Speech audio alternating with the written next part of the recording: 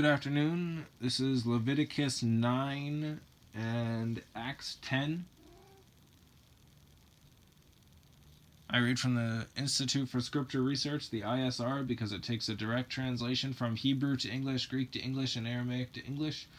Yah is the Elohim of the heavens and the earth, the first and the last and the only, and he's an extremely jealous El. He's so jealous that he doesn't even want the names of idols or mighty ones to come to our lips. And Yah is short for Yahuah, Yah, Yod, He, Vav, He. It's like saying Dan, Daniel, Daniel with an E. What is the difference and does matters when people say that Phil, Bob, Sam, and Aaron are the same name when no they're not, and no one in their right mind would ever believe that. And only a fool would believe that a hammer could force its creator to do anything.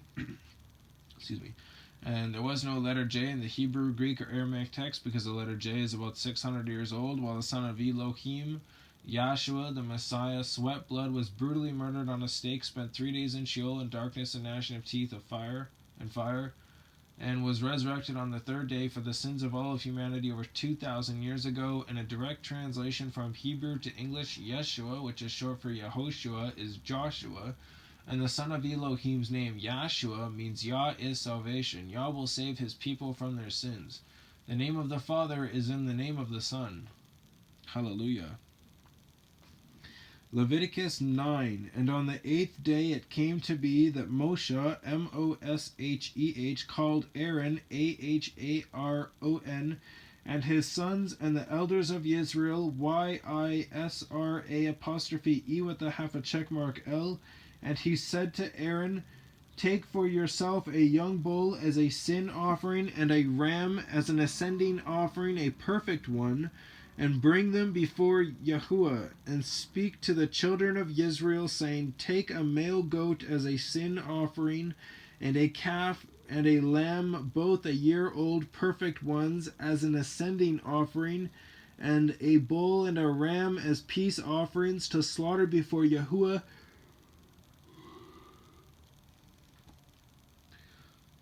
Before Yahuah, and a grain offering mixed with oil, for today Yahuah shall appear to you. And they took what Moshe commanded before the tent of appointment, and all the congregation drew near and stood before Yahuah. And Moshe said, this is the word which Yahuah commanded you to do, so that the esteem of Yahuah appears to you.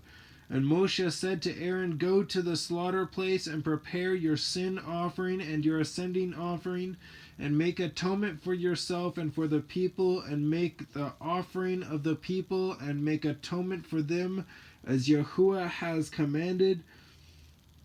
So Aaron came near to the slaughter place and slew the calf of the sin offering, which was for himself. And the sons of Aaron brought the blood to him, and he dipped his finger in the blood and put it on the horns of the slaughter place, and poured the blood at the base of the slaughter place, and the fat and the kidneys and the appendage on the liver of the sin offering he burned on the slaughter place, as Yahuah had commanded Moshe, and the flesh and the skin he burned with fire outside the camp.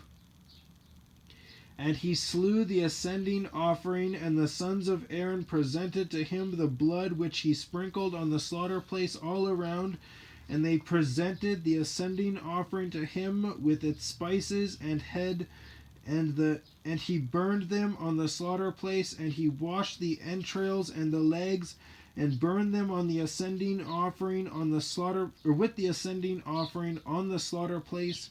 And he brought the people's offering, and took the goat which was the sin offering for the people, and slew it, and made it a sin offering like the first one. And he brought the ascending offering, and made it according to the right ruling. He also brought the grain offering, and filled his hand with it, and burned it on the slaughter place besides the ascending offering of the morning. And he slew the bull and the ram as a slaughtering of peace offerings, which were for the people. And Aaron's sons presented to him the blood which he sprinkled on the slaughter place all around, and the fat from the bull and the ram, the fat tail and the covering, and the kidneys and the appendage on the liver, And they placed the fat on the breasts, and he burned the fat on the slaughter place, but the breasts and the right thigh Aaron waved as a wave offering before Yahuah, as Moshe had commanded. And Aaron then lifted up his hand toward the people and blessed them, and came down from making the sin offering and the ascending offering and the peace offerings. And Moshe and Aaron went into the tent of appointment and came out and blessed the people, and the esteem of Yahuah appeared to all the people. And fire came out from before Yahuah and consumed the ascending offering and the fat on the slaughter place. And all the people saw and cried aloud and fell on their faces. I'm definitely taking a break after this. My head is pumping.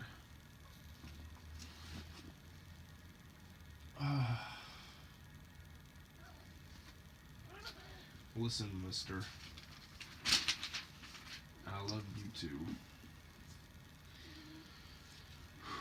Alright, this is Acts 10.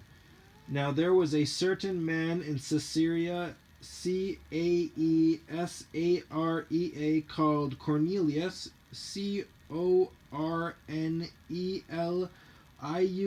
a captain of what was called the Italian regiment, dedicated and fearing Elohim with all his household, doing many kind deeds to the people and praying to Elohim always.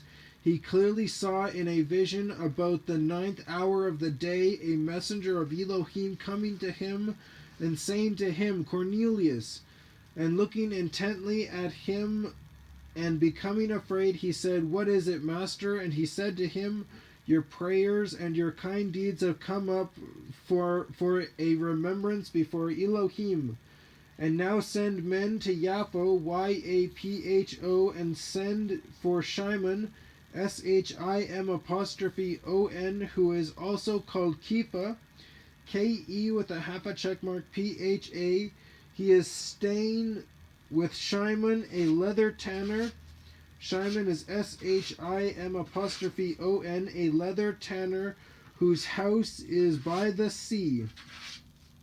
And when the messenger who spoke to him went away, Cornelius called 2 of his household servants and a dedicated soldier from among those who waited on him continually, and having explained to them all, he sent them to Yapho. And on the next day, as they were on their way and approaching the city, Kêpha went up on the housetop to pray about the 6th hour, and he became hungry and wished to eat, but while they were preparing, he fell into a trance. And he saw the heaven opened, and a certain vessel like a great sheet bound at the 4 corners descending to him and let down to the earth, in which were all kinds of 4-footed beasts of the earth, and wild beasts, and creeping creatures, and the birds of the heaven. This isn't probably what it's about, but to be honest, when I read that sheet thing there, the 4 corners, it made me think of the Messiah stepping down on the Mount of Olives. Again, that might not have anything to do with it, just a thought that popped in my brain. And a voice came to him, Rise up, Kêpha, slay and eat. But Kêpha said, No, or not at all, master, because I have never eaten whatever is common or unclean. Ooh, this is the one where people are like, oh, it clearly says we can eat unclean meats. No, this is no longer sticking to just the 12 tribes of Israel. This is about going to the Goyim, going to the other nations, and teaching to them the unclean versus the clean. That's what that's about, in case anyone gets confused. But Kêpha said, Not at all, master, because I have never eaten whatever is common or unclean. And a voice came to him again the second time, What Elohim has cleansed you do not consider common. Did not say you do not consider unclean. He said, What you do not consider common. And this took place 3 times, and the vessel was taken back to the heaven, And while Kêpha was doubting within himself what the vision might mean, look, the men who had been sent from Cornelius, having asked for the house of Shimon, stood at the gate, and calling out, they inquired whether Shimon, also known as Kêpha, was staying there. In other words, Cornelius here is from another nation. He would be considered unclean to the Hebrews. But don't deny him, accept him, bring him in. What Elohim has cleansed you do not consider common.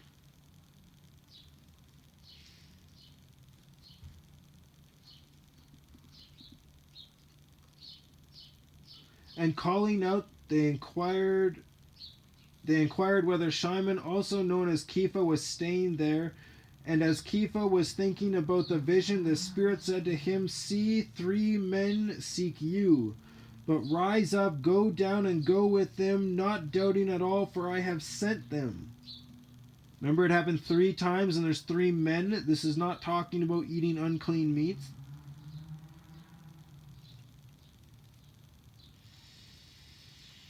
The word does not contradict itself. You are just reading it wrong.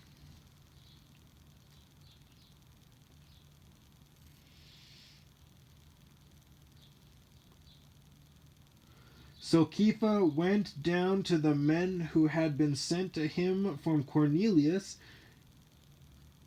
and said, "Look, I am the one you seek. Why have you come?" And they said, "Cornelius the captain, a righteous man and one who fears Elohim and well spoken of by the entire nation of the Yehudim, was instructed by a set-apart messenger to send for you to his house and to hear words from you." So inviting them in, he housed them.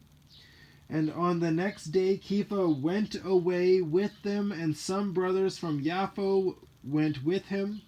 And the following day they entered into Caesarea, and Cornelius was waiting for them. And having called together his relatives and close friends, it came to be that when Kêpha entered, Cornelius met him and fell down at his feet and bowed before him. But Kêpha raised him up, saying, "Stand up, I myself am also a man." And talking with him, he went in and found many who had come together. And he said to them, "You know that a Yehudi man is not allowed to associate with or go to one of another ethnicity. Hence why the Father had to say, what Elohim has cleansed, you do not consider common or unclean." Because of the traditions of the Yehudim, of the Pharisees. You do not associate with another ethnicity. You do not ask advice or associate with another ethnicity. How dare you?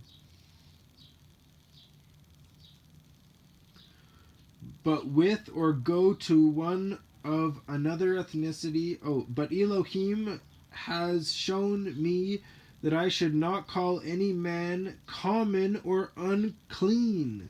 Talking about humanity, not unclean meats. It literally just, anybody who just reads that little verse and those little couple verses and stops, you are a fool. Read the whole chapter. It will make sense if you read the entire chapter. But Elohim has shown me that I should not call any man common or unclean. That is why I came without hesitation when I was sent for. So I asked, "Why have you sent for me?" And Cornelius said, 4 days ago I was fasting until this hour, and at the 9th hour I prayed in my house, and see, a man stood before me in shining garments. That is the Messiah. I'm saying it, man. I'm calling it right now. That's the Messiah. It might not be, but I'm leaning more towards that's the Messiah. Like 95% at least. That I believe that is the Messiah in my heart. But we will find out, right? Once we read the whole chapter, of course.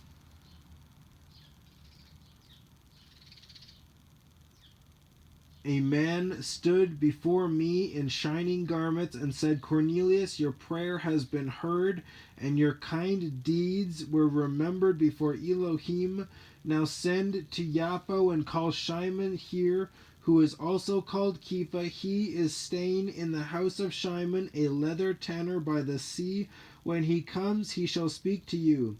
So I sent to you immediately, and you have done well to come, and now we are all present before Elohim to hear all that you have been commanded by Elohim. And opening his mouth, Kêpha said, Truly I see that Elohim shows no partiality, but in every nation he who fears him and works righteousness is accepted by him. He sent the word to the children of Israel, bringing the good news, peace through Yahshua Messiah. He is master of all. You know what word came to be throughout all Yehudah, beginning from Galil, Galil, after the immersion which Yohanan proclaimed.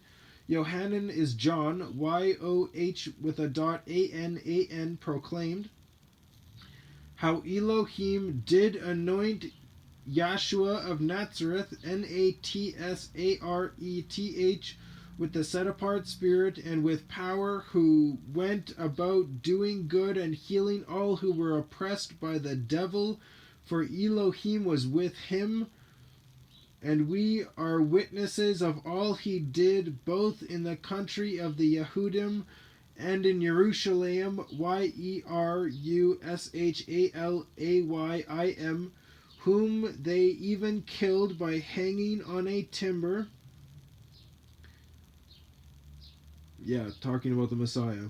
Elohim raised up this one on the third day, and let him be seen, not to all the people, but to witnesses, those having been chosen before by Elohim, to us who ate and drank with him after he arose from the dead.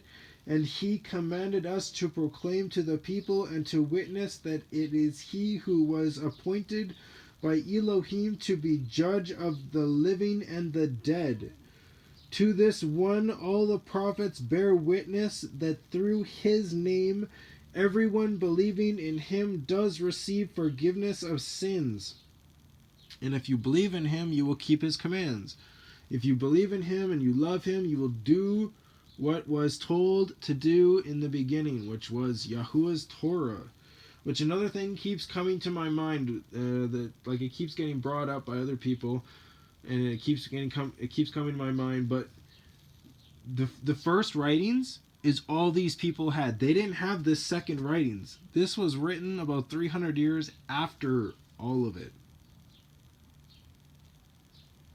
So they didn't have something to call a first writings and a second writings. Everything there was the first writings. That's all they had. So they were teaching the first writings the whole time.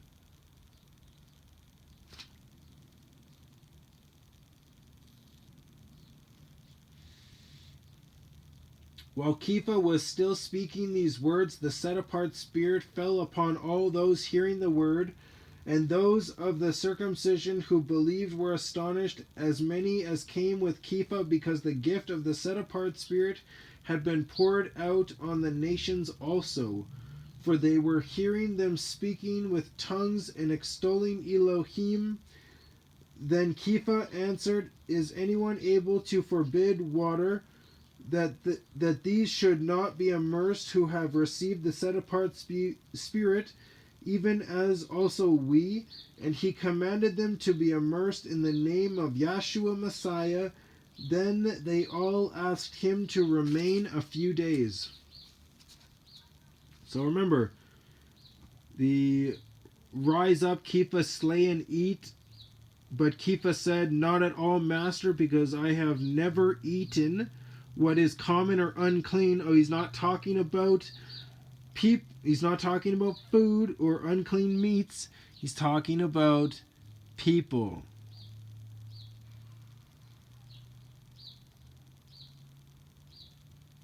But Elohim has shown me that I should not call any man common or unclean. We are all equal. There is no reason to act like you are above anybody else, because that just really shows how beneath people you really are.